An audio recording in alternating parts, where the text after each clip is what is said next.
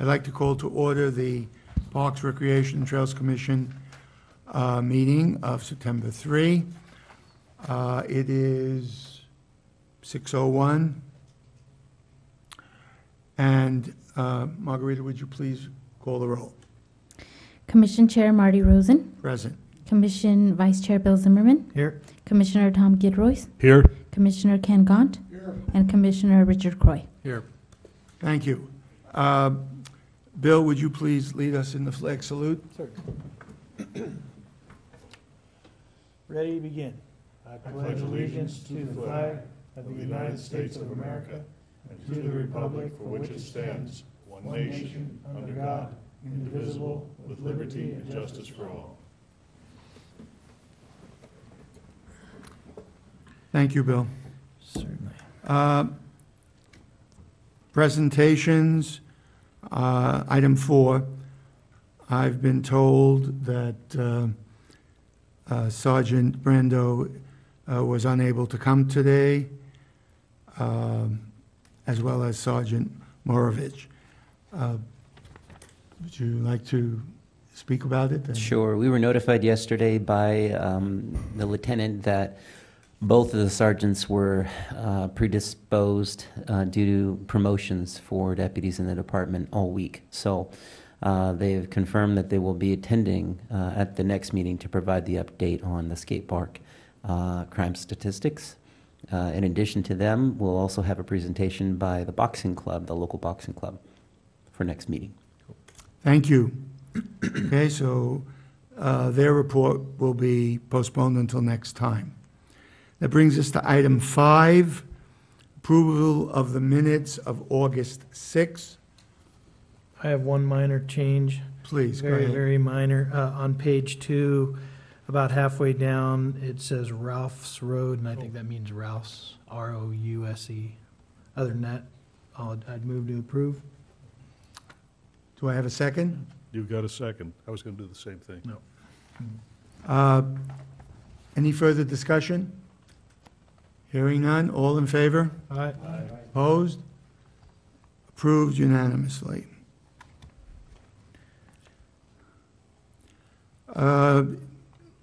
Margarita, is there any agenda modifications? There are none. Okay, so agenda is approved as is. And that brings us to public comments. Are there any public comments? There are no Audience? public comments. None today, okay. Down to item 8.1. And we go back to Robert. Thank you, Chair, Commissioners. This is somewhat of a routine item to renew a public service agreement with Family Service Association. The history on this particular partnership is that FSA, at the time the county operated the facility and even owned it, was contracted at one time to run the entire center, which also included a component of senior nutrition. Over time, though, that responsibility diminished. The county took over operatorship of the facility, but maintained the senior nutrition component. And FSA operates now as a provider of the senior meals program through a grant from the County Office on Aging, which is a pass-through grant from the state. And in the past year, when we did execute this same agreement, it included a third-party signature from Valleywide, since they were our contractor operating the facility. That obviously has changed, and we're the direct operator, and so it warranted a revision to this agreement. The renewal, though, does have some notable enhancements, I'll call them. They include responsibilities, more specific responsibilities for FSA to provide regular and routine cleaning and upkeep of some of the equipment in the kitchen. Those details were not part of the original agreement.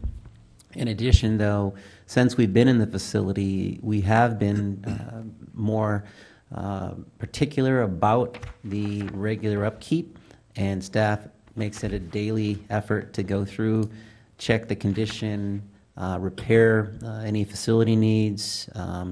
And as a result, we've had some good conversations with the county about the contract that FSA has, and they are going to be meeting with them to also make some improvements to the delivery of service. So this agreement is really just to codify all of that. It is a one-year agreement and renewable thereafter for 2 additional years if we so mutually choose to do so. I will point out that the current contract that FSA has through Office on Aging does expire. I believe it is at the end of December, if I'm not mistaken, Jason. And so we do have the option, if they do not win a new contract, we do have the option to obviously cancel this agreement and enter into one with whoever the new operator or awardee is for the grant dollars. So I want to make sure that's clear. The County Office on Aging does an RFP process to advertise senior nutrition services in various communities, and that is going out to bid in October. FSA is expected to bid on that, obviously, but I'm sure there might be others as well. So it is wide open, and we could see another operator, or we could see the same operator. If it's the same, we'll just carry on with this agreement. If it's a new one, we'll enter into a new one at that time. That concludes my report.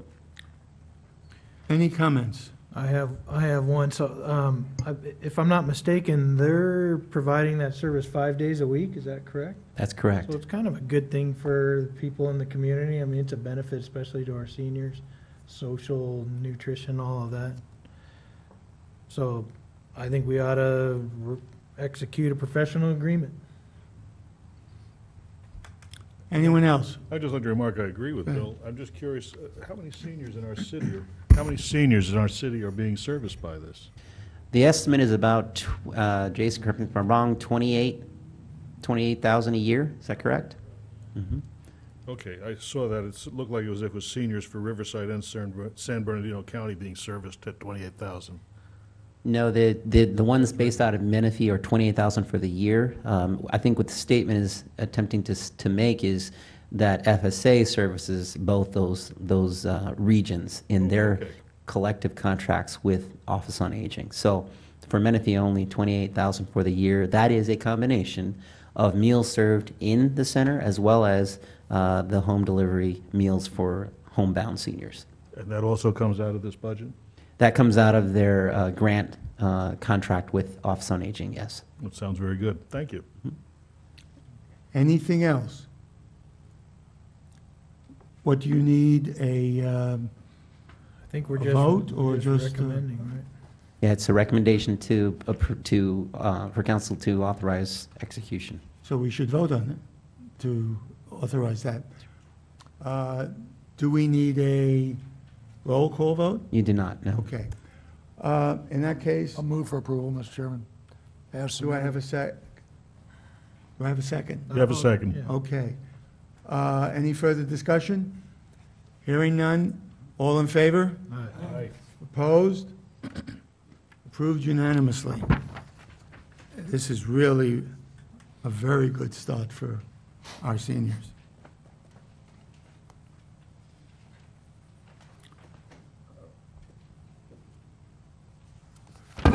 Okay, let's go to item 8.2, special events report. And again, back to Robert.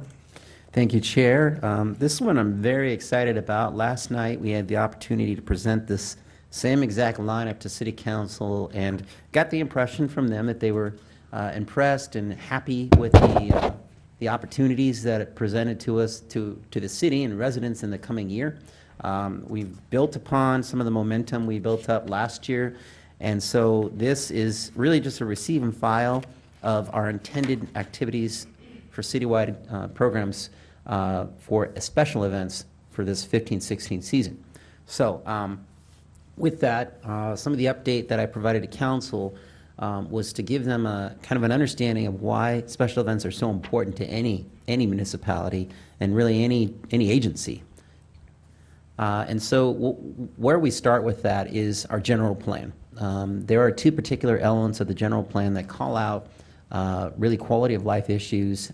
Some of it's related to general recreation facilities, as well as recreation programs. But specifically, there's a tie-in to the economic development component. So the elements of open space and conservation talk about how park and recreation experiences for residents and those visiting become important, memorable experiences. They make people want to live here, stay here, and enjoy their time here. Economically, though, the benefit of Park and Rec special events is that they encourage folks to spend money. I mean, bottom line, they come and visit, they will shell out dollars for food, clothing, accommodations, you name it. And so we want to capitalize on that. And it also provides a stream of funding to some of our business owners who may not normally get seen, some of the small ones, even some of the big ones, who want to be vendors at these events. So as I presented the other night, there are basically the 3 A's, the 3 big A-rated benefits to having these events: attach, attract, and achieve. Attach essentially refers to Menifee's pride. If you live here, or if you are thinking of living here, or you're a business owner here, the idea is that you want people to have a fond liking or identity with this community.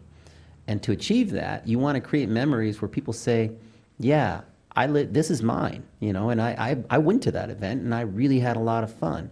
So that when other people start talking about it, you're eager to raise your hand and brag and say, I have a home right a mile from there. So that's the attach portion of it. The attract portion is what we do to create what's called creative placemaking. This is personified in the most recent park that we're in review on, which is the Central Park site, right? That facility is intended to be a placemaking space. It'll have the amphitheater for performances, it'll have an arts garden, it'll have general open space, a splash pad. It is a place for people to congregate, express their cultural and artistic interests, and really that's the core of recreation and leisure experiences. And when people have those chances to do those things, they identify again and they create ownership and they find an identity. And so that's the attract portion. And so if you aren't a resident and you see that happening, you want to be a part of it. And it then draws people and businesses in. And then the achieve is basically achieving success. And that, for the most part, has an economic benefit because, as I mentioned before, people who are either visiting or even live here tend to spend more dollars than they normally would when there's an event going on. And that is geared mostly for the regional events, right? In the past, a lot of the activities that have gone on in the city have been localized, for this small community or that small community. The citywide events are intended to be much larger and serve the needs of all residents as well as attracting those from outside. You all know that the city is growing with 20 plus residential subdivisions in some stage of development right now, with an excess of 10,000 or more dwelling units planned. It's a lot. It's a lot, which means this outlay of special events is intended to serve all those people and attract new ones. So there's a partnership to be struck between what we provide and what many of the developers are trying to solicit. So, and we'll get a little bit more into that. So to give you a quick rundown on the events that we're planning this year, and I may miss some details, so at the end I may ask Jason to fill in if you have questions. Jason and Christina are busy preparing all of the planning for each of these events, some of which you have flyers in front of you on, and he'll go over those as well. First off, though, the Menifee Birthday Gala, you may remember in the past, the birthday event has been a different function. This year we've rebranded it and made it more of an intimate experience. It's a ticketed event and intended to still acknowledge the history of this city, its incorporation, but also look forward, and it's intimate in that it's going to be in a park, a tented event, food, beverages, entertainment, and a slideshow of all the greatest things that have occurred since the city was incorporated back in the day. So Next is Fall Festival in October. That's somewhat of a new event. We are joining forces with Menifee 24/7, who has done a October Halloween event in the past. But instead of duplicating services, we thought, hey, let's get back to the spirit of doing this as a community, and we're offering a very traditional fall experience with costumes and entertainment and jumpers and all the great fun things. Menifee Better Together, this happens twice a year. We are doing one in November, as usual, in the Romaland community, and that's a partnership with the County of Riverside. And then the other one is going to be in its normal time over in Sun City and Quell Valley. And then Breakfast with Santa, sorry, go back one. Breakfast with Santa at the KC Center will continue as usual. There's some enhancements staff is planning to this one as well. And then Veterans Day ceremony. Both the Veterans Day and Memorial Day ceremonies traditionally have been a lineup of speakers acknowledging the contributions of either those that have fallen or those that are still with us, in the military. And I think there are lots of things that staff has planned to ramp that up and make it a destination experience for everyone's day off, because we don't want to have families just feel like, it's my day off, I'd rather just lay at home. We want them to come out. We want them to be in the parks, have a good time, and get something substantial out of their experience there. So there'll be some family elements added to these that weren't there before. Christmas tree lighting, great success last year. It will be again this year, we are hoping, and it's on December 12th. A lot of the same activities. I think, though, Jason and Christina have some other good ideas to make it even more fun, and this year addressing some of the traffic flow issues to make it a little easier for people to get in and out of the site. Spring Fest as well, another great event. We had, I think, a good record number of people show up to that last year, and looking forward to more of that. That's at La Ladera Park. One of the brand new ones that we're planning right now is the Music and Arts Festival, and this is going to take full advantage of the Central Park site and everything it has to offer. This is truly an expression of our cultural interests in not only Menifee's history, but its future. And so there'd be plenty of activities, performances on the brand new amphitheater stage by some paid acts, but also by community acts. We want to have that balance. We're looking to do a couple stages, displays of artworks in the Arts Pavilion, and a partnership with not only the Arts Council, but also with the Menifee Valley Community Cupboard to deliver this program. The family campout was formerly the Father's Day campout, and there's a reason why we've changed this a bit. We understand and we recognize that many families are non-traditional. They don't always have the dad. They may have the aunt. They may have the uncle. They may have the brother or the sister. That's the parental figure. And so we've changed the name to the family campout so that all those folks can feel encouraged to participate and get our numbers up. It's always been a good event, but I think we can make it better by including more folks in non-traditional families. Independence Day, we're still going to keep chomping at the bit to try and expand the site as much as we can and get a early discussion with the school district about possibly using some of the space adjacent to the Wheatfield Park. And then lastly, Movies in the Park, great success last year. We had on average 200 to 300 people come out to each screening. And so we want to increase that. Some of the great things that were added this year were family games on the side. So leading up to the screening, or even sometimes during the screening, there were fun like carnival-style games for kids to play.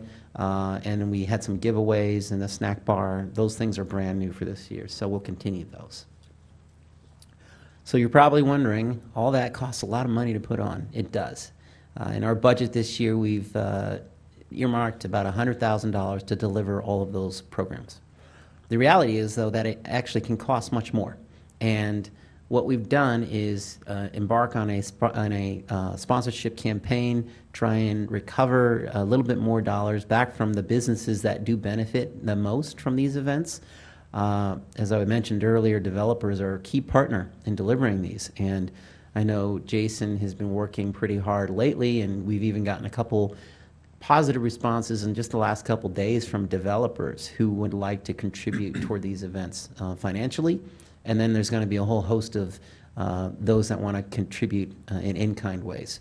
So this is going out to many of the businesses in town, real estate brokers, developers, as I mentioned, small business owners, you name it. There's a big list, and we're going to be meeting with almost all of them to try and see what their interest might be for this year. The upside of this is that we're able to get in front of all of the events and activities. Last year, we didn't have that luxury. We only had 3 people doing all the work, and I'll say, when I say 3, I really mean like 2, because Margaret and Alan pulled a lot of the weight. So this year, we have the benefit of a full army of staff. If you can go to the next slide. And that's one of the changes, too, about the 5th bullet point down. We have a fully staffed department to help spread this out a bit. And then we also have created great partnerships with many of the community groups and volunteer groups in town who are all interested, very interested in being part of these events. So how do they get involved initially is we have planning committees for each event. It's one thing for city staff to just put on events. You know, we could do that. We certainly could. But when we do that, we can alienate some of the folks who live here because we don't know exactly what it is they want to see. We have a guess. But then also, if they become part of it, if they take on an attraction or amenity at an event, they're more vested, and they're going to have all of their personnel, all of their people come to the event as well. And that's worked really well for us last year. As an example, we had the tree lighting event. We had the Youth Advisory Committee running the snow zone.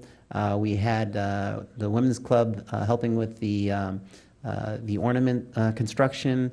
We had Arts Council helping with some of the entertainment on the stage. Catholic Church had a choir. I mean, the possibilities are endless, and that's why the planning committees are so important. It gets everybody involved and typically makes for a better event. We are also introducing 2 very unique new things: enhanced marketing and advertising. In the past, that's all been farmed out, and you usually pay a premium to do that. And so at the end of last year, we decided to pull that in and did our own design and did our own flyer distribution. It saves a lot of money, and the quality of it is pretty good. At least I've been told it has been. So we want to continue that and keep ramping that up and keep saving money. And then the other thing is the customer satisfaction experience. So as an event is going on, we are going to be posting surveys for residents to fill out either online through SurveyMonkey, hard copies, and have staff roving around with iPads to interview folks who are at the events and say, hey, what do you like? What don't you like about the event? What would you like to, what would we do better next time? That sort of thing. And from the results from that, we can take back in our debrief meetings and refine the event for the following year. So, and as I mentioned, Central Park Edition is going to be, I can't underscore this enough, it's going to be a key component to the city's identity. It is a hub. It's supposed to be a hub, as I mentioned, creative placemaking. It is a destination. It should be. So we're really looking forward to that, and that's really rounding out my report on the 15-16 year, but we're excited, and I know Jason and Christina will be very tired by the end of it. So I'd be happy to answer any questions you might have. I would, well, I'll go last. Rick, go ahead. Hi. Interesting. What can we do to reach out to a car club? Great question. Some of the events, amenities, the attractions haven't all been set yet. I do know, for example, the Mott Museum has expressed interest in being part of some, if not all, of these events, and they are on our listserv for the community partners meeting to plan some of these. So we want to introduce a car show component to some of these. There's a, I used to live near Cal Oaks Park, and they have the Father's Day car show, and it was very, very popular, still is. And I'd like to see something like that come on. There's a lot of people in this city that have really nice 57 Chevys they like to show off. I've seen it, yeah. And one of the ideas for the Music and Arts Festival, because of where we want to have it operate, where we want to have it happen, there's the ability to close down many of the streets that are going to be in there and line them with cars. Nice. You know, and then the rest of the streets lined with vendors, and it's just it's a festival environment. That's what we hope for. Thank you. Anybody else? Yeah, I got a question. Go ahead, Tom. We know that Central Park will be the hub, but we've talked in the past about parking situation there. Do we have room for the overflow we expect? How are we going to handle it? Well, in year one, we know a lot of the area won't be developed, so there's going to be opportunities for folks to park on graded dirt until then. But when it's fully developed, my last review of the specific plan showed that there was going to be a lot of parking adjacent to at the City Hall site, and then right across from it where there's a HOA facility and some retail, there's additional parking there. And then also in the Rich Development site, there's a lot of parking as well. So I'm confident there is going to be a lot of parking. We'll just wait and see how quickly they develop both of those sites to accommodate it. Okay, thank you for that. Would another possibility be off-site parking, perhaps some sort of a shuttle to get people in and out? Yes, that's a future partnership with RTA to see if they want to be a in-kind supporter of these events by providing the shuttles to the residents who want to get there from, you know, outside of the venue.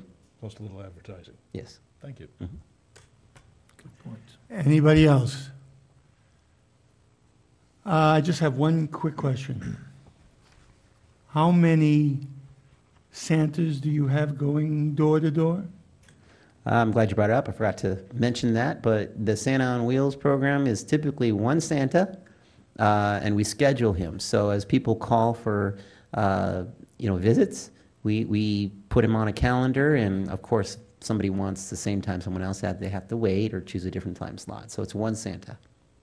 That only gives you 4 meetings a day, 6 to 8. 30 Well- minutes apiece, roughly.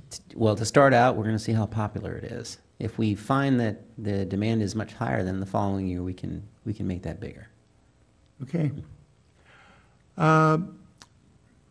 We need to receive and file this, so I need a motion to receive and file. So moved. And a second? All right. We had a motion and a second. All in favor? Opposed? Approved. And before we move on, I'm sorry, Chair, to the next item, I did want to highlight that in your staff report, I did attach 3 articles from League of Cities that essentially underscore the importance of events in boosting the economy, creating a place, and a sense of identity with the community. So at your leisure. Thank you.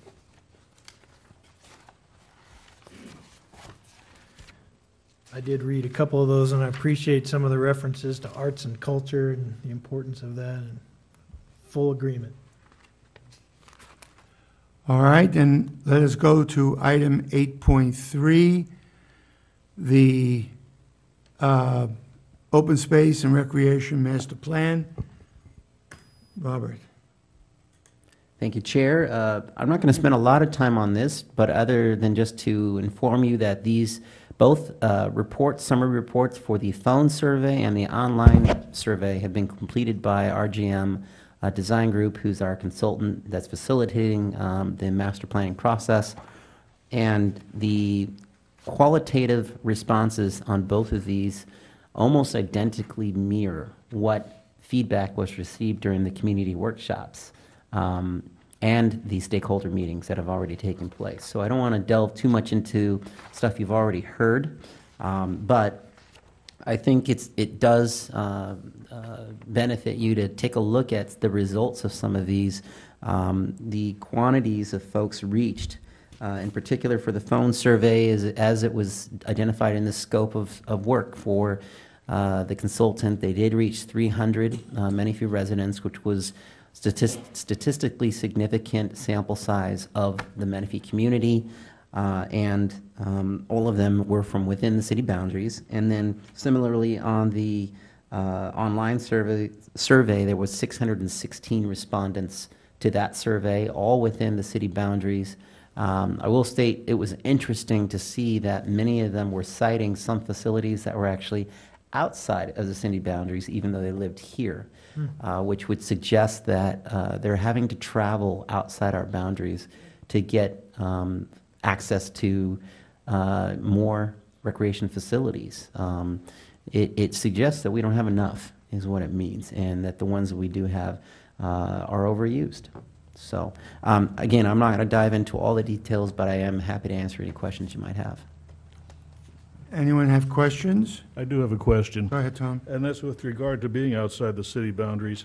As you know, we've been talking about looking into acquiring that acreage across from Heritage High School. Could that be something that the master plan would incorporate, or is it have to catch up with it later? No, it will actually identify opportunities like that. Okay. As you all know from previous meetings, there's a process to that annexation, but they do look at that, and we did forward on to them the findings and recommendations of this commission, which they'll reflect in that discussion about the regional park site in particular. Okay, that sounds good. Because I also, when I attended those various meetings with the folks, like the football people, the soccer people, they were all going out of town, and that's exactly what you just were talking about. They had no place to practice within our own city limits. Right. I'm preaching to the choir here. Yeah. Okay, thank you. I had a quick one. So those folks that are going outside of the city, I'm assuming that they're looking for ballparks and sports facilities. Is that correct? Yeah, primarily, that is true. Any other questions? Again, I need a motion to receive and file the plan. So moved. Second? Do we have a second? Second. Okay, we have a motion and a second. All in favor? Aye. Opposed? Approved unanimously. And I'm sorry, Chair, to add this as well. All of these report summaries become appendices to the final report. When that gets compiled, you'll see a draft, coming up here either I think late November is when they're slated to have a draft, and this commission will get to see that. But these become part of the appendices of that. And of course, the data from it is incorporated into the narrative findings of the overall report. Very well then, let's go to item number 9. 9.1, Capital Improvement Program update. I'll go ahead and defer that to Alan Yoon for an update. Thank you. Good evening, Commission and the staff. I'll be presenting capital improvements project updates. We have 3 final projects from last fiscal year that are being completed right now. The Casey Interior project, the building and safety inspections have been completed, and there's just a few final punch list items remaining. Alan, I'm sorry to interrupt. Maybe we can advance the slide there. And then for the Casey exterior project, the building and safety inspections have been completed, and just a few final minor punch list items. And the Casey landscaping project has been completed. Before we start with the CIP, the community service projects, I just want to thank Margarita Cornejo. We're going to be tasked with doing 33 projects for our CIP program, and it's pretty massive to do 33 projects, so you have to have a strong foundation, and Margarita built a capital improvements budget tracking report for every single project, so that's going to help us a lot, managing all that money and making sure that we're spending correctly and that we're under budget or at budget. So starting with the CS004, it's the Sun City Boulevard Median Landscaping Project, and staff is preparing bid specifications. CS006, picnic shelter improvements, staff is preparing bid specs. CS007, it's the park furnishings replacement project, and staff is preparing bid specifications. CS009, irrigation control system upgrades. Informal bids are due tomorrow, so that will be one of the first projects to start. CS012, Rancho Ramona restroom. It's already approved funding with CDBG money. CS013, Rancho Ramona playground resurfacing project, also funding from CDBG. CS016, the turf conversion design, concepts and engineering estimates have been completed. CS019, playground equipment upgrades. Staff is getting an inventory and preparing cost estimates for this. CS022 is the IT upgrades. Staff is preparing cost estimates, and we're waiting confirmation from Verizon.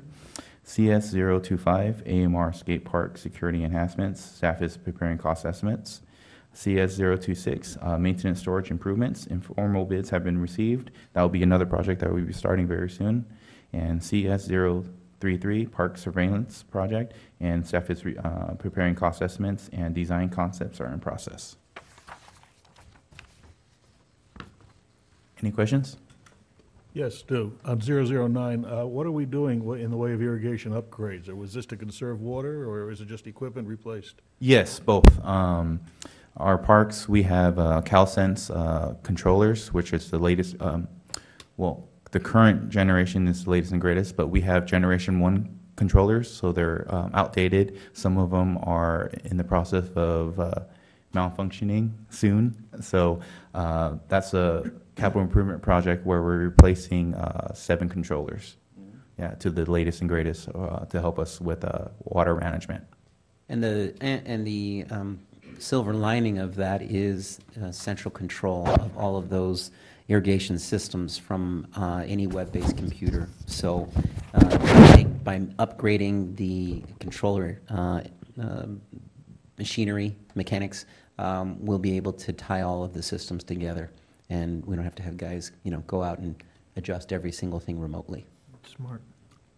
Yeah, actually, we have it at the Oasis. It's very good.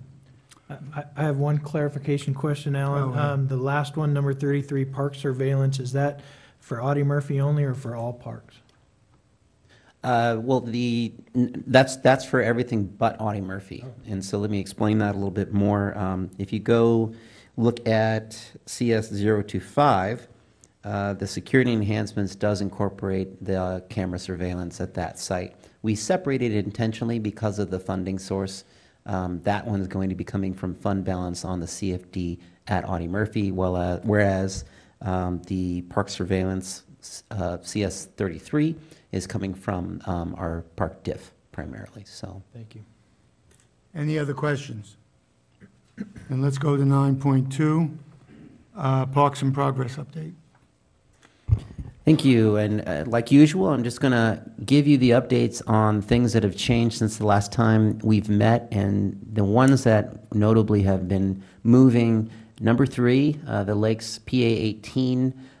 We did sign Mylars for park landscape construction just last week, and the building plans are the only thing that's pending. And so if you're wondering what that means, is you've probably seen grading going on out there, which they're ready, they're getting ready. They've been trenching as well. Building plans were pending because the prior owner of the site had plans approved way back, and they expired. And so when they expire, you got to resubmit them. However, the prefab restroom that was on site also needs its plans resubmitted. And since things were already in the ground, there's quite a bit of inspection that has to go on for things like sewer lines, water, electrical, make sure everything's still intact. So that's why the building plans are still pending. But they can move forward on the rest of their improvements. The building piece has to come a little bit later. Let's see. The next is Spirit Park. If you've seen it, it's still under construction. We did settle on a grand opening date of November 7th. It's a Saturday, and I believe we're targeting 10 a.m. Is that right, Jason? 9 a.m.? 9 a.m., bright and early, 9 a.m.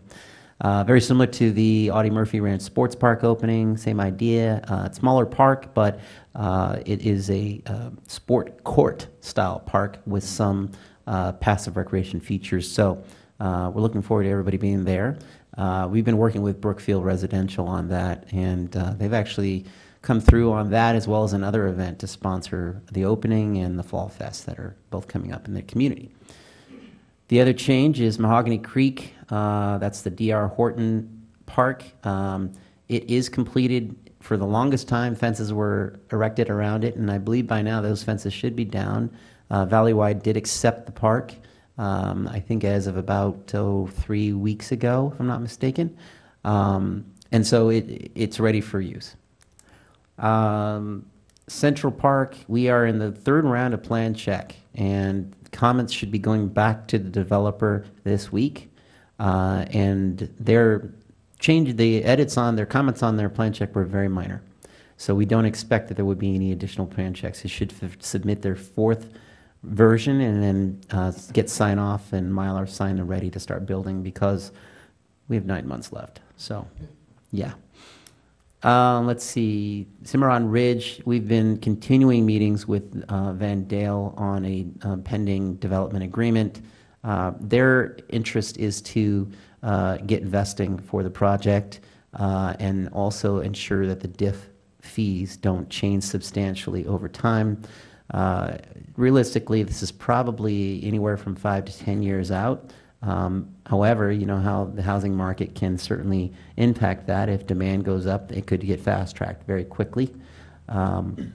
They're also requesting credit for the improvements in the parks that they want to put in.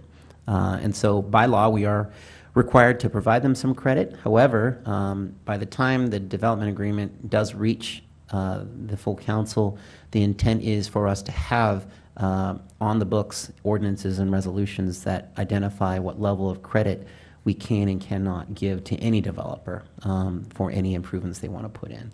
Many cities will do anywhere from 50% credit for improvements all the way down to 30 or 25 or even 0. So it's going to be a policy decision about how much credit we want to give toward the improvements they put in the ground. You're talking about the little HOA parks and pocket parks, how much credit they get? Actually, they would have a small component, but more so on the public facilities, the ones that are open to everybody. Okay. Yeah. Is this precedent setting once we've done this? Yes, it is, absolutely. Let's see, Salt Creek Trail, as I understood, there was intended to be an item before the Board of Supervisors to approve 2 segments that are within the city of Menifee, and for some reason or another, they got pulled from the agenda, but will be coming back in the near future. Essentially, they have the money to do the trail improvements. There might have just been some planning components they needed to get through first. Once that happens, though, the Salt Creek Trail, the segments that I'm referring to, run through the Brookfield development and continue on over to the freeway almost, and that's the segments that they want to do first. So we'll keep an eye on that, and I'll bring you updates as they happen, although I think several of you may know them before we know them because of your other hats you wear. So. We're learning. I'd be happy to update you on that right now. Okay. The latest I heard at the last meeting was that there was a couple of environmental deals that were holding it up, but they look to have those settled soon. Good. I would ask, Robert, that you please keep a rein on Caltrans and make sure that we can get underneath the 215. Because every now and then they do something and block it. And I don't know whether it's just part of the construction and then they open it up again, or whether they're doing something Long-term. long-term, yeah. Agreed, and in fact, because of the construction going on now for the interchange, it's a good time for TMLA to have that conversation. If they need to dovetail in a design, do it today, you know, instead of waiting until after the improvement's done. That's right. The last update is the Talvera site. We did send the comments from this commission back to the developer on the park design, and we're just waiting for them to send back an updated copy so we can see the final product. We did get negotiated the DG trail through the community that this commission had requested. It was not realistic to have the DG rerouted down below the south end of the project site because that's not what people are using it for right now. And so I was adamant that we keep the DG going through the community. And the only caveat is that it won't be posted as a equestrian trail, it'll just be posted as a trail. So, and that's all the updates on these projects thus far. Would that then become a city trail on our city maps?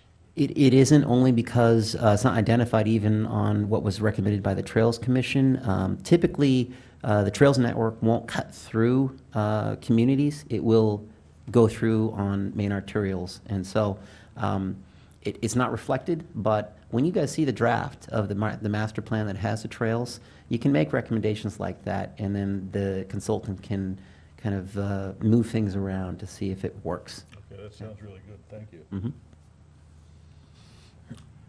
Okay, let's go to 9.3, Recreation Division Report. I'll turn this portion over to Jason.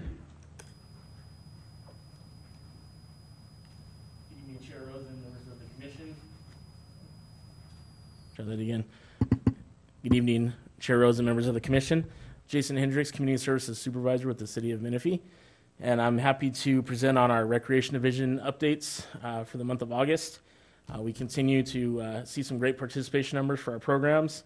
And I'm excited of the progress staff has made to develop new and exciting programs and activities for all of our residents of all ages. So to start off with, we'll talk about the Senior Center. Drop-in enrichment numbers continue to impress all of us. We've had 29 classes in the month of August, over 2,149 participants for those classes. A couple of things I'd like to point out there is that when we first started meeting with the Senior Advisory Committee, they mentioned they'd like to see excursions brought back to the community. So Erica Tony, our Community Center Coordinator at KC, decided to get a couple of excursions going, and so far we've sold those out. Modest numbers because we only have one vehicle, which is our van that we're able to use. But we had 10 participants go to Seaport Village a couple of weeks ago. Had a great time. They got to walk around San Diego and avoid the heat. They got to do some dancing, get some ice cream, just had a really great time. We had a really good response there. So that allowed us to go on to our next excursion, which just happened this last week. And our seniors went to tapings, I should say plural, of The Price is Right. So they got to go. Nobody got picked. Nobody won a new car or anything, but they went and had a great time. We've had nothing but positive feedback from them on the trip itself, but definitely one thing we're really excited about the feedback we've heard is what a great time they had with our staff. So our staff did a really good job to make sure all their needs were met, they were safe, and they were very accommodating to all their needs. So our excursions continue to grow. We have another one coming up to the San Juan Capistrano Mission. So they'll be going out there in a couple of weeks in September, and we'll see what the feedback is there and then develop future excursions as we go along. At Lazy Creek Recreation Center, our after-school adventures program, which is basically kind of an extension of our after-school program we used to have there. It's called ASAP, again, After-School Adventures Program. Right now we have 19 participants daily. We've changed the format pretty significantly there now. Instead of paying a daily fee, the members pay a monthly fee, and they're able to go every single day from 2 to 5, and that includes when there's minimum days at the schools. Really excited about the things that are going on there. We've been able to develop some STEM activities, have a really good PE component going. The staff there are college students, so they're able to help out with the homework activity as well. And we're currently researching to try to find the opportunity to bring snack to the young people there as well, since they do spend about 3.5 hours after school with us every day. Also at Lazy Creek, our preschool program continues to do great numbers. We had 75 participants in August, several different variations there from Parent and Me classes to our Adventures program where the kids are there 4 days a week. So definitely schedules to meet the needs of the preschool students in that area. And then Robert mentioned a little bit about the special events that we had. August was a little bit slower. We had our final 2 movies in the park where we averaged 250 at each of those. We showed Big Hero 6, and the last one was Muppets Most Wanted. And then also we participated with the City of Paris in the National Night Out event at, I can't remember the name of the park. The park that they had National Night Out at, I think it's Skydive Park. We were able to have a booth there. We participated. We had some giveaways, disseminated information on our department, took a waiting list, and had some really positive feedback from the residents on what we are bringing to the community and made some great connections there as well. Our contract classes, we're kicking those off really on September 14th. You'll see on the dais with you, you have a packet with several of our contract classes. We have for everything from yoga to Zumba, dance classes, cheerleading classes, you name it, we probably offer it at this point through our contract classes. So really excited about those. We really would appreciate everybody spreading the word about those great classes because we've gone through great lengths to make sure we have high quality instructors at a very reasonable price for what they're offering. And our sports field allocations, we currently have 3 different user groups using our fields. We have Menifee Valley Soccer, Menifee Pony, and we have a travel team now that came to us, all Menifee residents, the Yard Dogs. So they're using our baseball field, and it's great to see them out there because we know that they're Menifee residents because we've checked all their rosters. We now have a park maintenance attendant who will also be going out every evening to keep everybody honest, make sure that the people that are on the fields are the people they're saying are on the field, so they'll be doing spot roster checks to ensure that Menifee residents are using our fields. I believe that is all. Is that it? That is all. If Further Next slide. question, any questions? Alan, is there Jason. one more slide on there? Sorry about that. So we continue to rent out both the Case and Acero Senior Center and the West Annex building of our facilities. And in August, we had 8 total rentals with an approximate of 940 guests through those rentals. Everything from church services to our heart and soul line dancing classes to just people that want to have quinceañeras or wedding receptions. We definitely offer some great facilities, and our staff do a really great job of facilitating those events. This afternoon, we conducted our Youth Advisory Committee interview process. One of our commissioners here was thankful. We were thankful to have him join us, Mr. Goodroy. Also, Victoria from our Senior Advisory Committee was there as well. We had 11 total applicants this year, and we had, the great thing is we had all 3 high schools represented, Paloma Valley, Heritage, and Santa Rosa. So we're happy to see a good mix of young people from each of those high schools. If I can interject there too, there was also representation from some colleges. UCR, and I don't know if you have anybody from San Jacinto. Yes, that's correct, Mount Yes. San Jacinto, Yeah. a freshman. So Gerardo? some upperclassmen coming through to help too. And those those interviews went really, really well. We did group interviews, gave them a couple of scenarios to discuss, work together as a team, and then present out to the committee or the board that was there to hear them out. We're really excited about the group. They have some great ideas, and we will be taking those to City Council for appointment on September 16th. Their first meeting with us will be Monday, September 21st.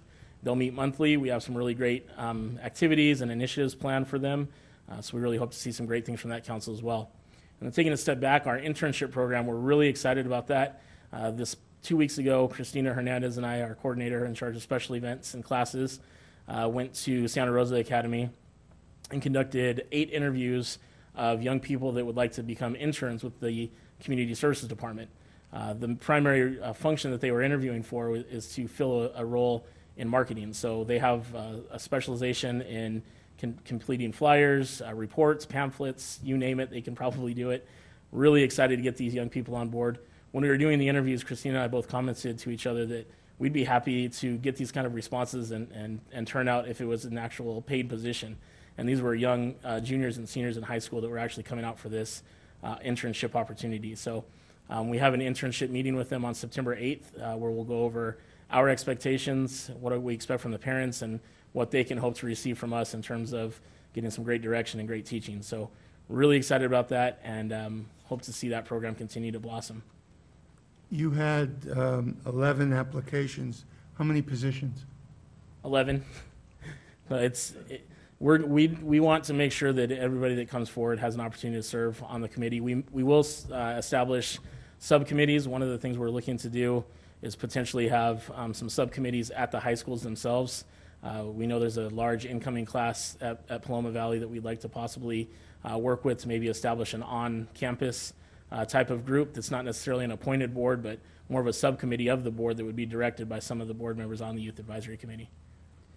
Something unique about the way the Youth Advisory Committee was established is by resolution, it is comprised of up to 11 members, meaning it can be less. So through the application process and the interviews, if we found that somebody just wasn't a good fit, we could decide not to have them. But I can tell you now that from what we saw today, they're all pretty good candidates. So don't be discouraged by the numbers. I think that will ebb and flow from year to year. And the more that this team works on activities and learning experiences for them, the word will spread. And we'd expect to see a lot more activity. And about this time next month, I'll have a big announcement for you all relative to the Youth Advisory Committee. So even though the numbers are small, it's doing some good things that are recognized throughout the state. So stay tuned for that. Ken, you wanted to say? Mr. Chairman, first of all, I think these flyers are outstanding. They really are. And my question was, how do these get to the people? How do they get to everybody? That's a great question. Thank you for asking. What we'll be doing and what we have been doing is we send the flyers out now. We have a great relationship with the school district. We send the flyers out through the school district. That's the first step. We also take them to local businesses, local communities. We post them. One of our best vehicles for marketing that we've seen the best return from is when we post on our social media site. The city of Menifee has a Facebook page as well as a Twitter account. We post those on there, and we've seen the likes go up by quite a bit just since I've been here for about a couple of months. So what we'll be doing for some of these large special events that Robert was talking about earlier is we'll be doing some share contests. So for instance, if we have the Fall Festival on Facebook, somebody will announce that we're having a share contest. If they share it on their wall, they'll be eligible to possibly win a prize at the event, and that'll continue to just spread the message. We also do press releases. We send out a press release that goes out to several media outlets to get the word out, and we've been picked up a couple of times by the Press Enterprise for little community blurbs in their section that's online as well. Very good.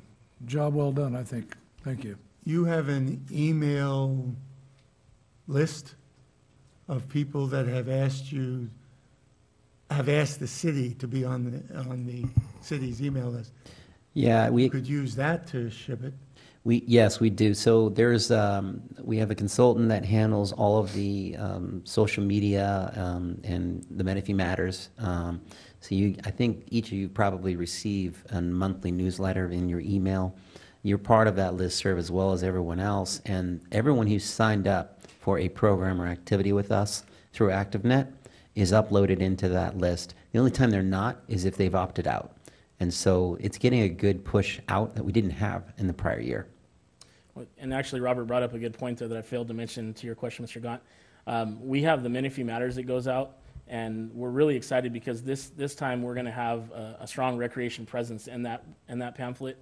We'll have all the classes that you'll see here in front of you listed, including the times they start, times they end, the price.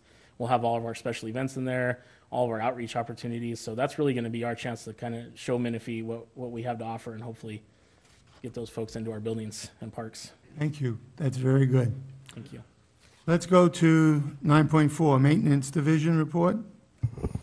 I'll turn this segment over to your maintenance supervisor, Mark Cooper. Good evening, Commissioners.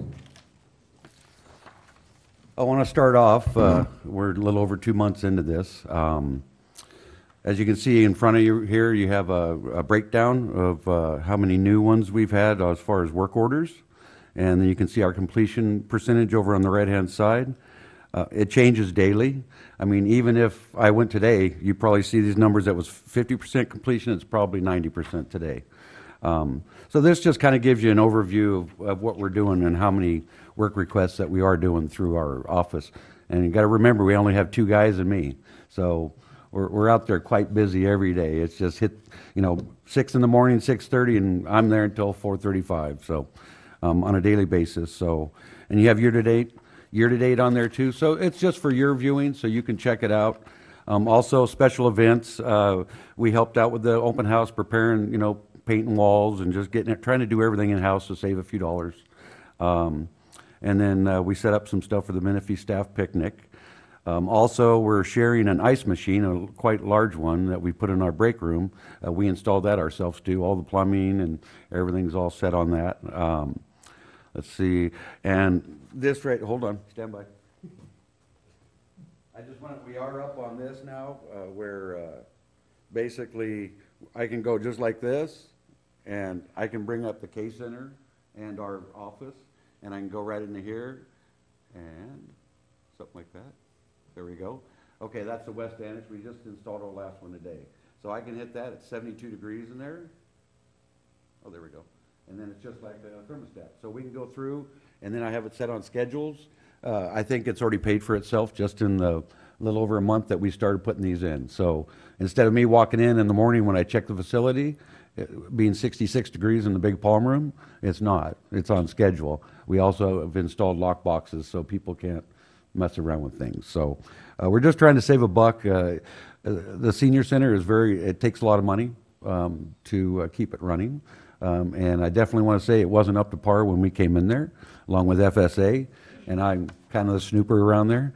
Every morning I go through and kind of look what FSA left it and that type of stuff to keep them in check. Let's see, what else we do? Informal bids, like Alan talked, we actually sent it back today, so we will be getting a new door at Peterson, and that's going to be our storage facility for tools, pressure washers, and that type of stuff. But the doors are so bad that we got broken into right after I started here. So we need to secure the building so we can have that.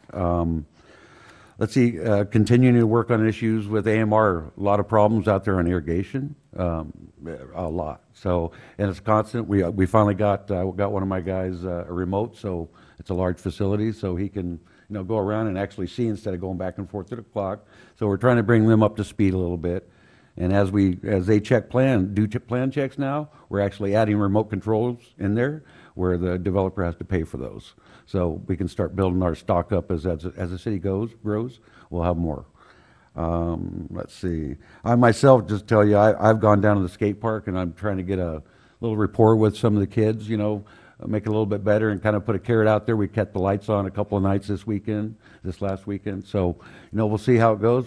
There was some major problems when I first got in there, taking benches apart, putting them inside the park. I mean, it's just a constant. So, and catching kids drinking and doing other things there. So we've tried to get the police out there as much as possible. So, and I also attached, this kind of gives you an idea of other things that we do. Right behind that, we were recently on a walk out on the Newport Road streetscapes. So this kind of shows what the punch list that I do and Alan, and we go out there with these developers, and like one's a 7-page punch list of things. So we're looking out for the city's interest, make sure that we're not going to have to use our budget to fix things. So, and we just had our first walk 2 days ago, Spirit Park. That's also in here too. This isn't something I'll probably give you every time, but this just kind of gives you an idea of all the things that we're doing out there. And real quick, I wanted to just kind of go over, since we took over everything, Laser Creek Park, the lights, we had 6 lights out in the park, two lights in the building, $730. I just want to give you a quick little thing on that. Rancho Ramona Park, 15 lights out. This is our prior people that were taking care of these parks. 15 lights, we did it in-house, $533. Case in the Cerro Center, 6 lights out, 2 transformers, 2 photo cells. This was contracted out, $1,260. This is just stuff that's coming out of my budget right now as we speak. E.L. Peterson, 2 lights, bad wiring in one of the poles, and 1 transformer, $529. And we still haven't finished La Ladera and the North Annex. So that just kind of gives you, so I don't want you to get sticker shock 6 months into our, our budgets and stuff. So, I mean, we're trying to make these parks safe, and that's ultimately what we want. So I'm going to cut Mark off there because he could go on for a very long time about all the work they're doing, because that's only the tip of the iceberg. There's quite a bit of activity going on, and the guys I think they take a lunch. I guess they take a lunch. Real quick. Yeah, quick lunch. But yeah, they are very, very, very busy. So they're doing a great job, though, and as you can see. I don't think there's any question about job security there. That's right. All right. We're good? Are there any questions of Mark? Let me just do a Please, quick Bill. follow-up. I just appreciate the fact that you guys are here and giving these reports. It's something we didn't have in the past, and it really helps us to be aware of what's taking place, especially at Lazy Creek Park, some of the things that are happening there. There were a lot of people that had doomsday thoughts if, Valley-wide were no longer running those things, but you guys have shown that not only are you keeping everything business as usual, but you're actually making improvements and adding more. So excellent job to both of you. Right. Yeah. Thank you, Mark. I just want to support that too. You're doing great. Yeah. And by the way, you're now booking everything through computers for these events? Yes. No problem like Valley White hung us out on? Terrific. Thank you very much. Let's go to 9.5, special events update. Sure, I will. Oh, we had that already. Well, you did in part. This is just those that are coming up. And Jason, I'll go ahead and just run down this real quick because there's nothing terribly notable on here other than these are the next in line. Soapbox Derby is this weekend. That's a Valley-wide event that we co-sponsor. Our role is just twofold. We help with the street closures, and then we also participate in the first race. So Alan gets to get behind the wheel again. I did it last year. I didn't do so well. But Mark's team has done some modifications to our car. Turbo, that's right. And Alan pretty much said he's going to win, and he's been bragging a little bit. So I added more weight.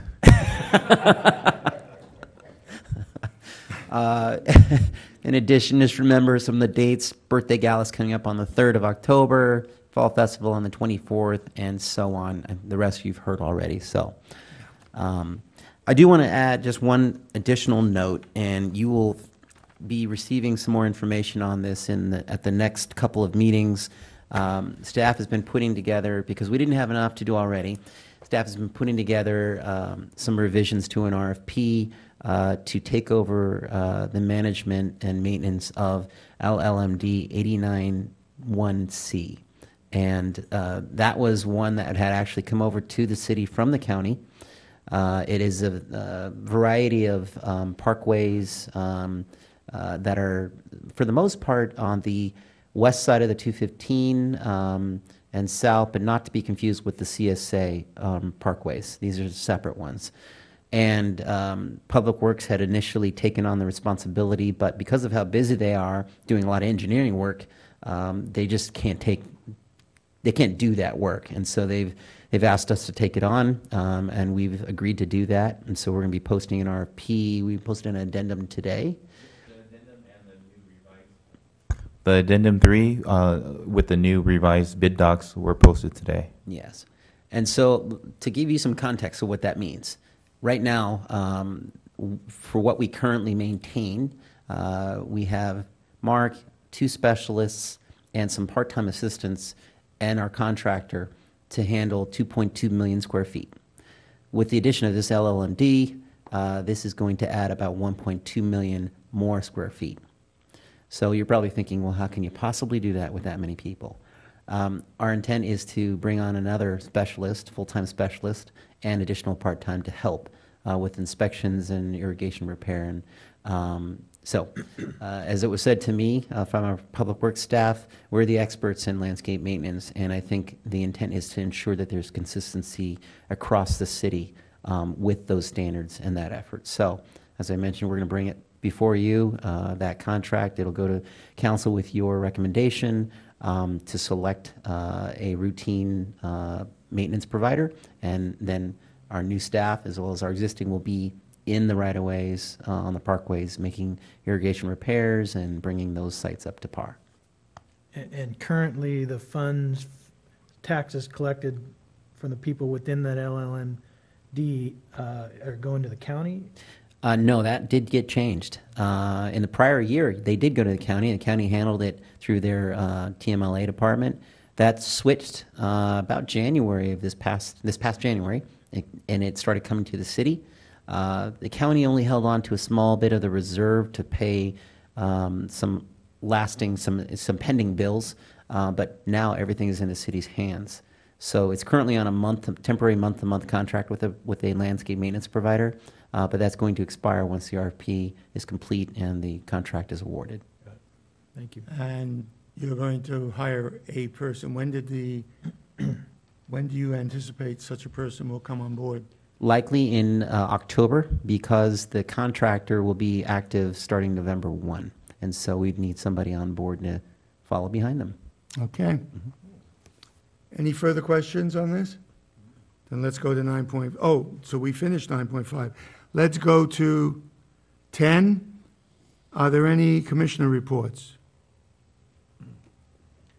I'll just give a quick Rick? one. I had the pleasure of going to my first county trails meeting, different hat. And I'd like to just mention that the city above Riverside, what is Flabo Airport? What's that? Is that Arupa? Yeah, Arupa.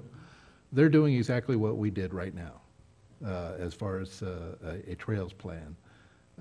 And I'd like to congratulate some of the people on the board and the forward thinking, because they've got quite a trail system up there, but we're ahead of the game, and it was readily apparent, and it was good stuff.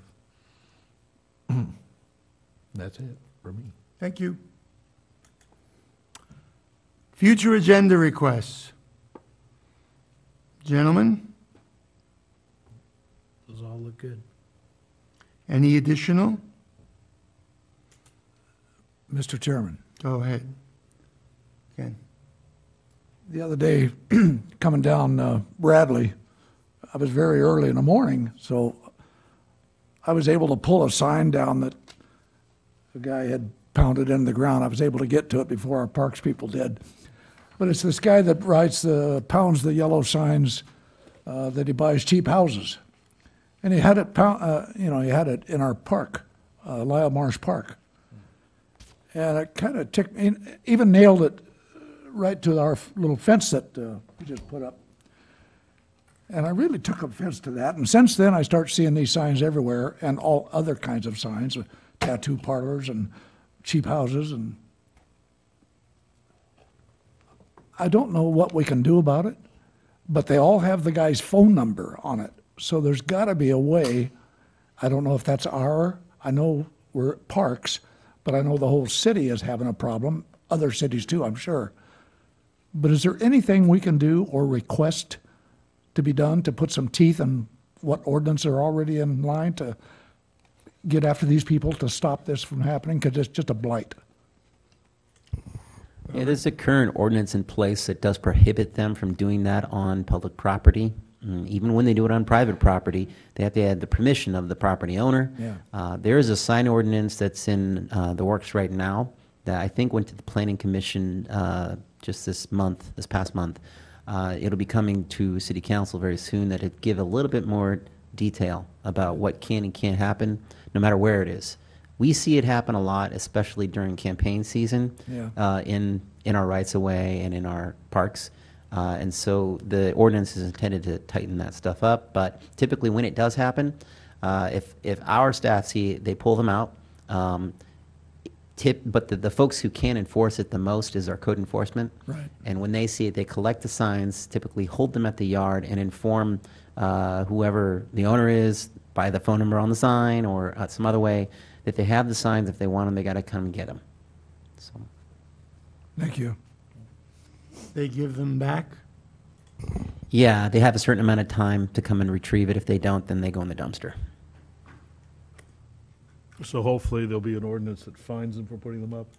That's the idea. Okay. Very good. Thank you. If there are no future agenda items, requests, then we are adjourned.